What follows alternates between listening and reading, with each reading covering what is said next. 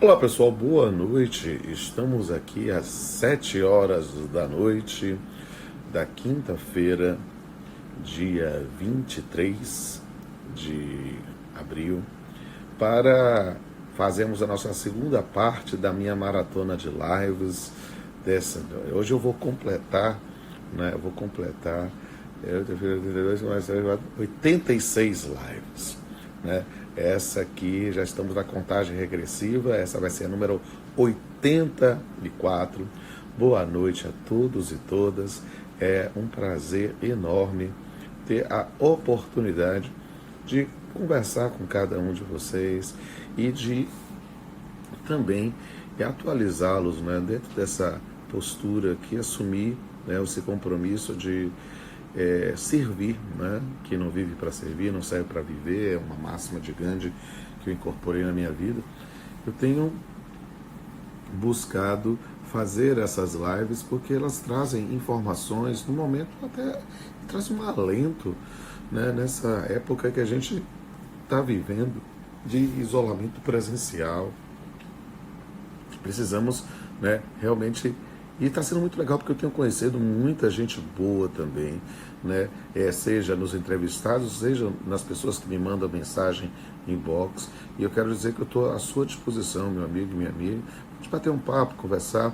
Pode mandar uma mensagem inbox lá no Instagram, no R Pamplona Filho, e siga os dois canais no YouTube, o canal Pamplona e o canal Papeando com Pamplona. E a gente vai começar aqui a live, né, com um talento que eu tive aos meus cuidados no doutorado e no pós-doutorado. Ela ainda não entrou aqui, estou esperando. Eu mandei uma mensagem para ela, mas ela ainda não entrou. Estou esperando ela aparecer aqui, dar um oizinho, né, para que para a gente possa conversar, né? Ainda não apareceu mensagem, cadê, doutora Flávia, né? Enquanto ela não aparece, vou explicar quem é ela. É Flávia Pessoa. Ela é juíza do trabalho em Sergipe, foi minha orientanda do doutorado e também supervisionada do pós-doutorado. E hoje, olha lá, ela faz um oi aqui, ela é conselheira do CNJ, né? E aí estamos esperando ela agora. Quer dizer, ela disse oi, aperta o botãozinho aí para dizer para vir aqui, que eu já te puxo. Vamos puxar aqui, se ela aparece aqui agora. Transmitir ao vivo. Aqui não pode participar. Por que não pode participar? Querida, estranho, você está com um Instagram que não está permitindo puxar. Pega do marido aí, eu estou puxando aqui só aparece aqui, denunciar, vídeo, comentário, mas não aproveita aqui. Eu acho que eu vou pedir para você entrar com o outro, porque eu estou clicando aqui e aí aparece uma mensagem, não pode entrar, então não sei. Entra aí do esposo, que aí a gente comenta da mesma forma, dá um oi. Enquanto isso, manda um abraço. O pessoal sempre pede para mandar um alô para a torcida do Bahia. Mando um abraço para a torcida do Bahia. Aqui está esse pessoa 3411. Também está aqui. Eu denunciar comentário, ocultar vídeo ao vivo e fixar comentário. E aí quando eu puxo lá, né? Deve ser nas configurações. Tenta agora. Agora vem. Estou aprendendo, quem sabe faz ao vivo, e a gente está fazendo literalmente ao vivo. Estou chamando, já apertei aqui o aguardando, aí você só aceita e vem para cá. Tá? Já apertei o botãozinho sim.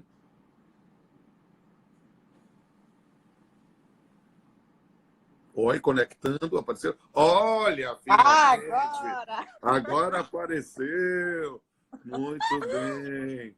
Muito bem. Seja bem-vinda, minha amiga, né? Seja bem-vinda, minha colega, seja bem-vinda, minha primogênita, porque ela foi minha primeira orientanda no doutorado, né? Foi minha primeira supervisionada no pós-doutorado, e hoje eu tenho a honra de dizer, olha só, hoje ela é conselheira do CNJ na vaga de juiz de primeiro grau. Então, para mim, é um prazer fazer a primeira live de sua vida comigo. Pois é. Eu estava brincando, o pessoal fica brincando, dizendo, gente, olha, tem um monte de gente perdendo a virgindade comigo. Anderson Schreiber, primeira live da vida comigo. Karina Fritz também. A Luciane Bazotto também. O Francisco Rossal. Aí eu digo, olha só. E a Flávia Pessoa também. Que prazer, minha querida. ter a oportunidade de fazer essa live contigo.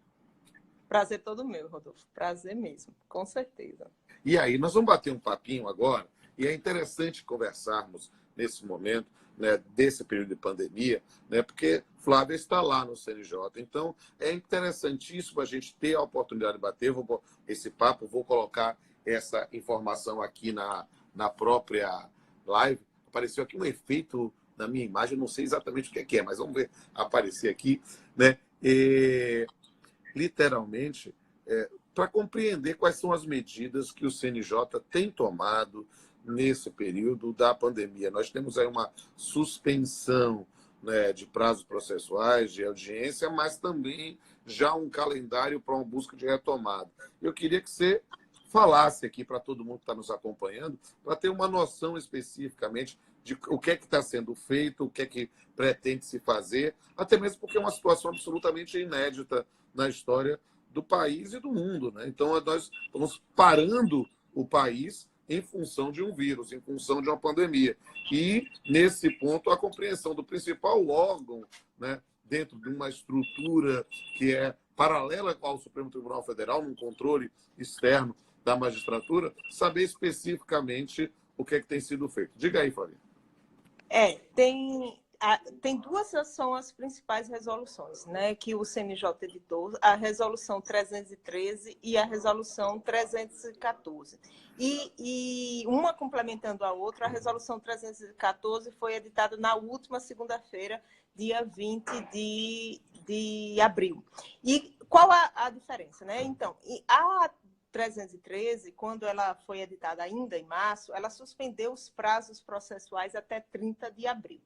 E a grande novidade da 314 é que, a partir de 4 de maio, a gente vai ter o retorno dos prazos processuais a partir apenas nos processos eletrônicos. Mas esses prazos eles vão retomar a correr do momento em que eles estavam. Então, não vai haver devolução do prazo, né? Apenas não vai haver devolução do prazo desde o início, mas sim apenas pelo prazo que estava faltando para o retorno. Então, assim, isso foi importante porque permite a retomada dos processos e o andamento normal dos processos. E a outra grande questão, e que está, assim, na ordem do dia, e eu vi que você está fazendo live também sobre o tema, é sobre a retomada de audiências por videoconferência, né? Certo. A resolução, a 314, ela prevê expressamente essa possibilidade de retorno dessas audiências por videoconferência. No âmbito dos tribunais, a gente já tem isso bem adiantado, essa iniciativa bem adiantada, tanto naqueles tribunais que tinham as sessões virtuais, que a sessão virtual ela é meramente documental, né? Os relatores juntam os votos, revisores, as divergências, mas não há sustentação oral. Essas são as sessões meramente virtuais.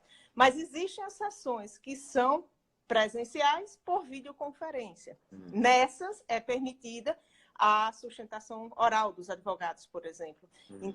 Então, isso é que os tribunais vêm desenvolvendo e, assim, nesse aspecto específico, eu acho que você tem prestado um grande serviço, que eu vi ontem vários comentários a respeito tanto da sua live com o Cairo, quanto com a Andréa Presas, porque justamente estimulando a discussão a respeito de um tema complexo, que é justamente como é que vai viabilizar essas videoconferências para efeito de audiência, principalmente trabalhista, que tem uma necessidade de instrução bem mais de prova oral do que nos outros ramos de justiça.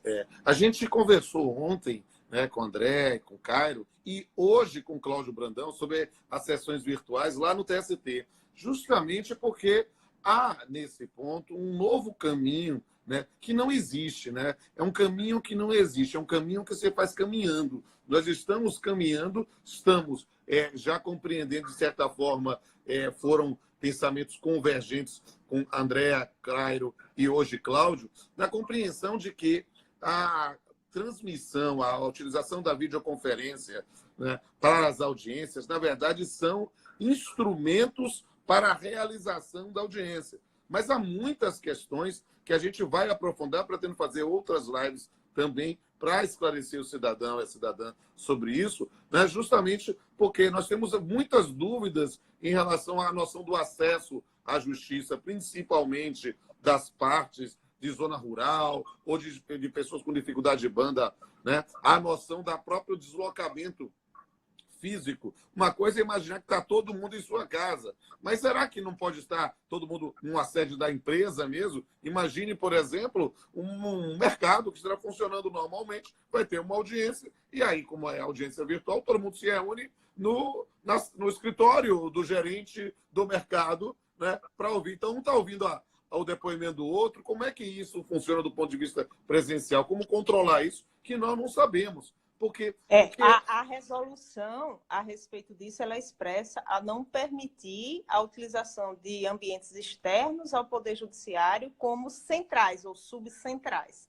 Né? Então, assim, há que se ter cuidado com isso aí. Então, ela é expressa quando ela fala nos escritórios de advocacia, não seria o local para a oitiva de testemunha, por exemplo. Sim, não, mas perceba, a oitiva está sendo feita pelo sistema. Ou seja, nós estamos querendo ver onde é que a testemunha vai estar fisicamente. Ela estaria na casa dela, no trabalho, a verificar esses elementos. E o que é mais interessante ainda, a própria noção do acesso à gravação da audiência. Né? Por quê? Porque muitas vezes dá para saber, no momento que eu estou ouvindo uma testemunha, se não tem lá um teleprompter, um ponto eletrônico ou alguma outra pessoa lhe passando informações, é claro que a gente pode ter a cautela de pedir, mostre aí o ambiente, dê um giro aí com o seu celular, mas perceba que eu até falei com o Cairo e com o André, para ver se a gente pode fazer algum tipo de manual de boas práticas, de bons procedimentos, porque pode ajudar os colegas que estejam nessa situação, quem está na linha, se os médicos estão na linha de frente do hospital, e dos magistrados de primeiro grau que estarão na linha de frente dessa nova forma de se comunicar. Por quê? Porque realmente há muitas dúvidas, incertezas, e nesse ponto eu verificar as audiências. Por quê? Porque eu assisti a audiência de Cairo, né, ontem de manhã, antes de fazer a live com ele, e vi o quanto uma audiência transmitida online demora muito mais do que a nossa audiência do dia a dia, que dá para fazer audiência em 5 minutos, 10 minutos no dia a dia, dá, mas na online não dá, porque a gente tem lá toda uma questão de verificar comunicação, de ter certeza que o vídeo está, às vezes o sinal cai. Então, ver quais são os efeitos jurídicos de cada uma dessas atuações é importantíssimo, né? Estou vendo aqui que o doutor César Brito, ex-presidente da OAB, que é de Sergipe, está participando também. Mandar um abraço aí para ele também. Um abraço. Né? Está aqui muito prestigiada essa live. E aí, Flávia, quais são, pelo menos, as impressões que você tem tido dentro dessas referências ou dessa normatização pelo CNJ? Já há algum tipo de modificação? E como é que se imagina, pelo menos no âmbito do CNJ, essa retomada paulatina de audiências? Por quê? Porque, de fato, nós vamos imaginar que uma coisa é uma sessão virtual em que não há discussão de matéria de fato e é só a tese jurídica. Isso, em tese, é muito fácil. O complicado é justamente com essa interação com o jurisdicionado para fazer, e que a gente não tem, nesse ponto ainda, uma estrutura ou, digamos assim, um modelo já todo pensado, arrumadinho, então a gente está aprendendo. Como é que você tem visto essa questão aí? Só retomando uma parte aqui do que eu tinha falado da resolução, em relação, está no artigo 6º, parágrafo 3º da resolução, quando ela fala as audiências de primeiro grau de jurisdição, por meio de videoconferências, devem considerar. Aí vem as dificuldades de intimação das partes e testemunha, realizando-se esses atos somente quando for possível a participação, vedada a atribuição de responsabilidade aos advogados e procuradores em providenciar o comparecimento de partes e testemunhas a qualquer localidade fora de prédios oficiais do Poder Judiciário para participação de atos virtuais. Então, essa parte aí que é necessário ter cuidado quando se está pensando na dinâmica, né, das audiências presenciais por videoconferência.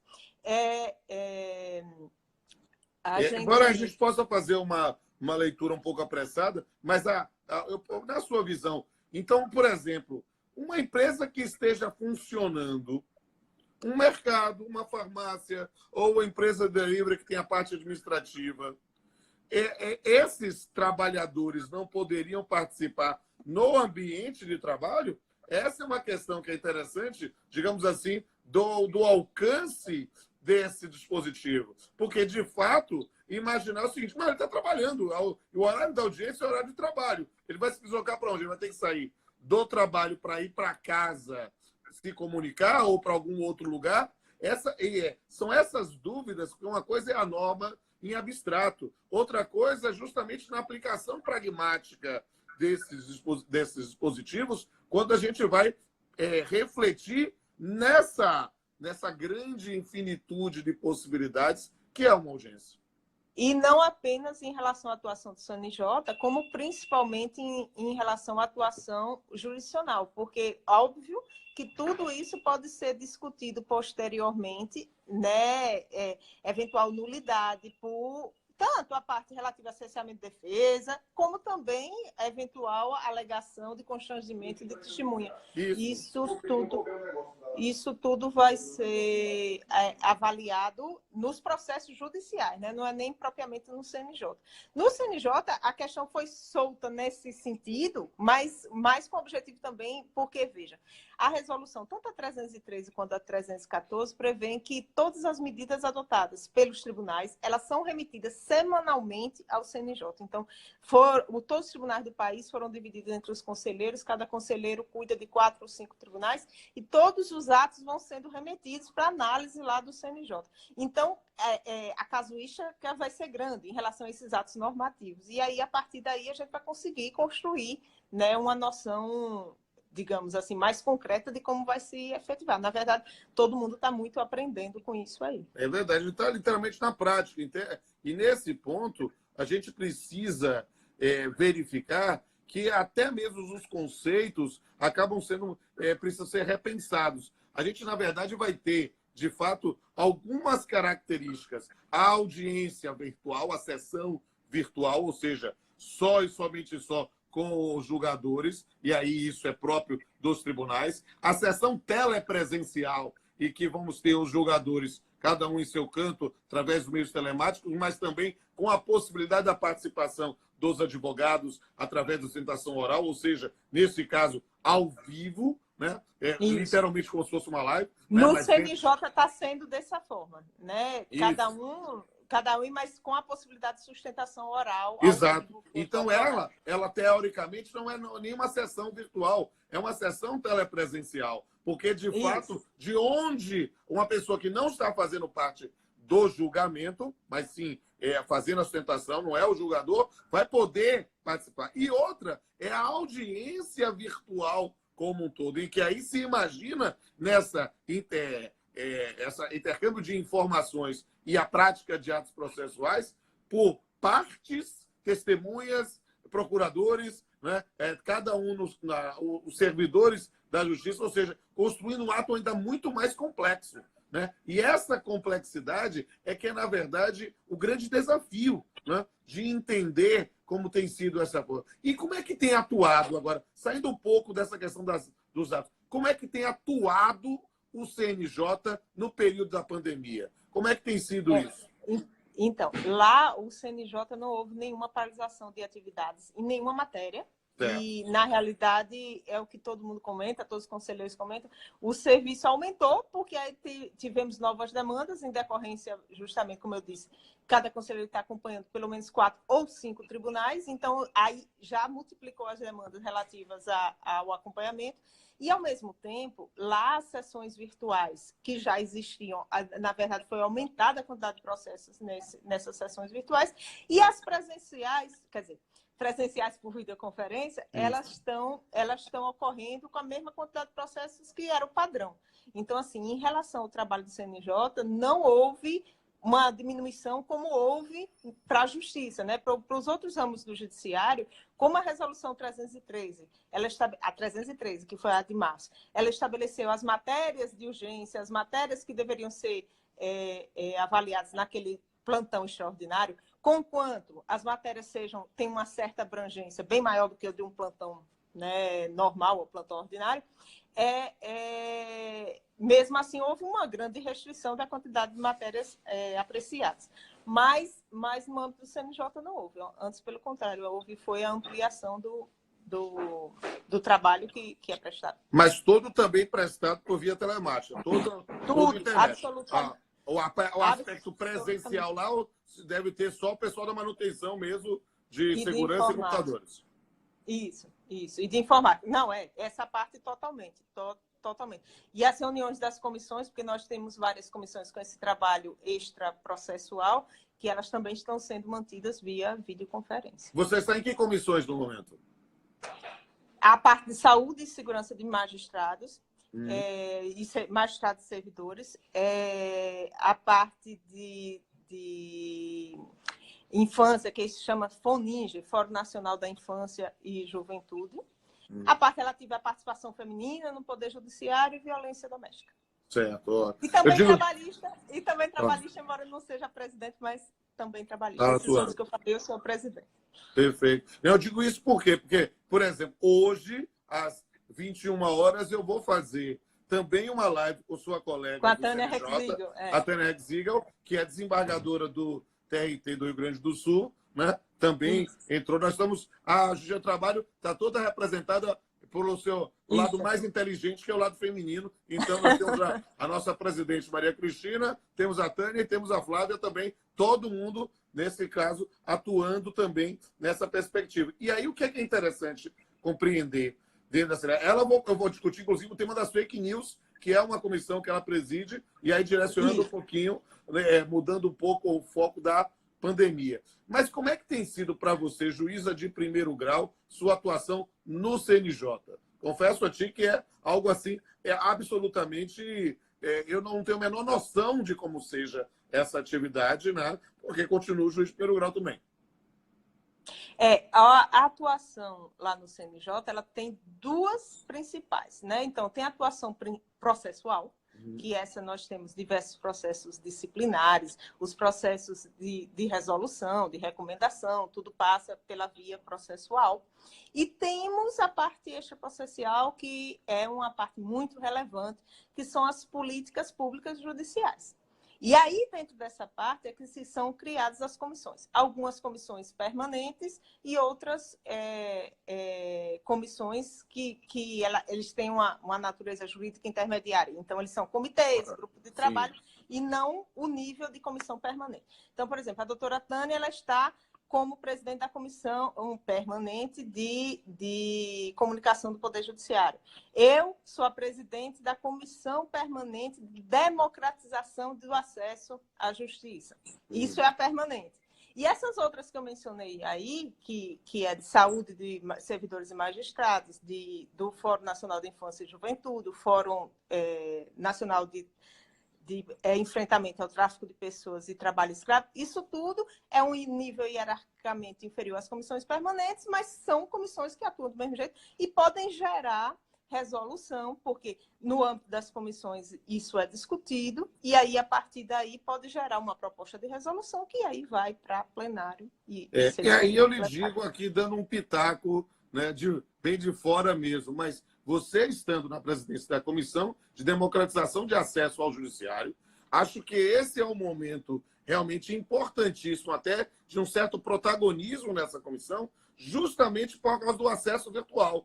Nós precisamos realmente pensar e repensar, analisar e tomar atitudes, justamente por quê? Porque essa retomada não somente de prazos processuais, mas principalmente de audiências, e pensando especificamente nesse campo das audiências virtuais de instrução, nós precisamos pensar em formas de acesso do cidadão. Por quê? Porque essa deve ser talvez um dos maiores desafios dessa fase e talvez um dos maiores desafios dentro dessa comissão. Diga aí.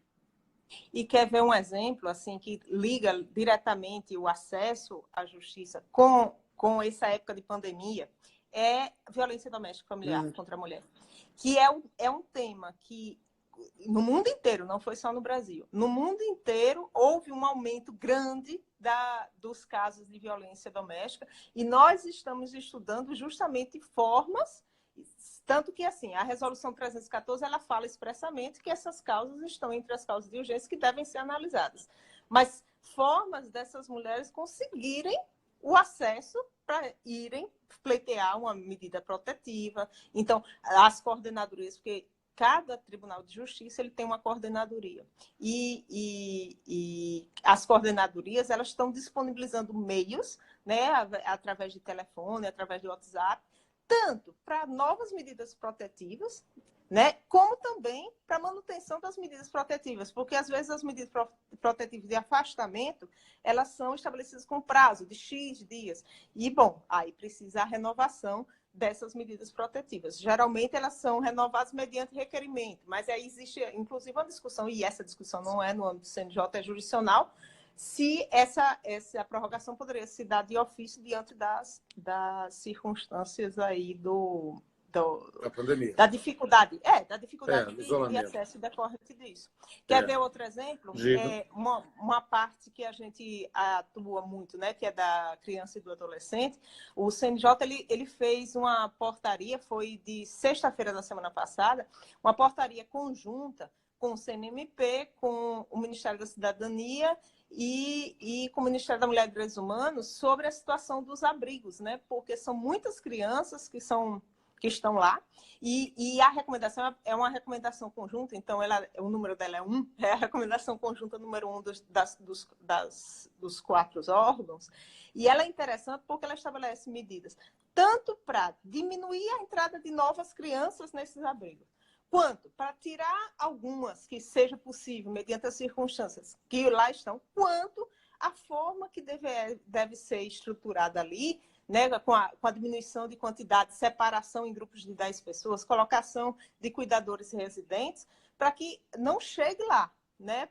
Porque a gente sabe que se houver uma contaminação, essa contaminação, já que essas crianças ficam juntas, ela pode, né, espalhar entre todo o pessoal. Então, assim, são várias medidas que às vezes podem parecer pontuais, mas tem que ser atacadas pontualmente mesmo, porque é difícil você prever uma coisa geral, né? Então, muitas vezes... Tanto que, como eu disse, em relação aqui à retomada das audiências, cada tribunal vai meio que encontrando sua solução e, a partir daí, eles, utilizando o exemplo um dos outros, eles podem progredir nessa solução. Eu acho que está pedindo tudo justamente para tentar ajudar nesse meio de campo. Eu acho que o campo vai ser parecido com a poesia, realmente, que não há caminho, o caminho se faz caminhando. Na verdade, a função do CNJ nesse momento é a autorização, a liberação da retomada dos atos processuais, né, para que a gente possa começar a efetivamente voltar a um trabalho, porque para trabalhar a gente não para hoje, está despachando, sentenciando, apreciando os processos, expedindo alvará, tudo, mas via PJE, cada um dentro do trabalho remoto. Mas agora, pensar nessa interação. Eu acho que eu digo e vou profetizar que essa comissão específica, a primeira que eu mencionei, do acesso ao jurisdicionado, do acesso à jurisdição, né? Essa comissão ela vai ganhar um relevo maior nessa fase, a depender do tempo que ainda permaneçamos com essas medidas de isolamento. Se essas medidas continuarem pensando em entrar no segundo semestre com elas, haverá uma necessidade de uma tomada de protagonismo nessa comissão, justamente para que possamos, aí sim, estabelecer regras gerais com, digamos assim, possibilidade de customização às peculiaridades regionais. Ou seja, de uma forma que se possa... Porque precisa saber o que em essência, é o principal a ser garantido. Ou seja, nesse ponto, pensar efetivamente na ideia do contraditório, de uma idoneidade da produção da prova, entre todos os elementos. Isso, na verdade, realmente é um grande desafio, né? E o norte, aí vão ser os princípios constitucionais processuais, né? porque né, o CNJ, ao estabelecer, ele tem que focar bem nesses princípios, e aí, a partir daí, tentar regulamentar alguma coisa. Mas focando nos princípios e na experiência, já que cada tribunal já vai estar mandando, desde agora, as suas regulamentações locais. É verdade. E também, obviamente, os problemas, né? Porque Exato. existem as regulamentações locais e os problemas decorrentes, que sempre as entidades que representam tanto a magistratura, a OAB e todas, elas acionam o CNJ. Então, os sindicatos, as associações patronais, tá? Eles sempre acionam. Então, a gente vai poder ver os reflexos também práticos dessas medidas que vão ser enviadas. Sem sombra de dúvida. E, Flávio, você me disse que queria fazer uma live só de meia hora. Estamos completando aqui a meia hora. E quero dizer também, mandar um abraço aqui para o ministro Luciano Castilho, que está mandando aí abraços e palmas para nós dois. Então, um grande abraço para ele, que eu fiz um episódio papeando para o Pamplona com ele. E aí eu quero dizer para todo mundo... confrade, né? Uma grande figura também, grande figura. E nesse ponto, dizer aqui também que essa live vai ficar disponível aqui no meu Instagram e eu vou fazer o download lá no canal Pamplona, meu canal no YouTube. Quem não conseguir localizar fácil, manda uma mensagem inbox que eu mando o link, fica mais fácil. E dizer aqui também publicamente para todos da minha admiração à Flávia. Ela é um talento, eu a tive sob a minha supervisão duplamente, né? Primeiro como orientando do doutorado, depois como supervisionada do pós-doutorado. Posso dizer, ela sempre foi um dínamo, uma pessoa do trabalho, de obter efetivamente resultados, estabelecer as metas e cumpri-las. E aí eu posso dizer que eu tenho um certo orgulho paternal, de vê-la aí também atuando no CNJ. Minha querida, lhe dou a palavra assim para suas considerações finais aí sobre o nosso tema e também sobre a nossa live. Pronto, dizer, né, assim, da mesma forma que você disse, né, ter o orgulho, eu também tenho um enorme orgulho de ter sido sua orientanda nessas duas oportunidades, dizer que a troca de experiência tem sido permanente, e é um exemplo que eu sempre dou para os meus alunos hoje do mestrado, da necessidade de manutenção de um vínculo com o orientador. Então, afinal de contas, nós... Eu concluí meu doutorado em 2008, já são 12 anos, e desde então a gente desenvolveu inúmeras coisas, trabalhos, artigos, não foi? E hoje somos, além de colegas juízes e professores, também colegas na Academia Brasileira de Trabalho, e dizer que o CNJ, em relação, né, que eu estou ocupando agora, em relação ao CNJ, ele está efetivamente preocupado com a situação do país, tanto assim que está...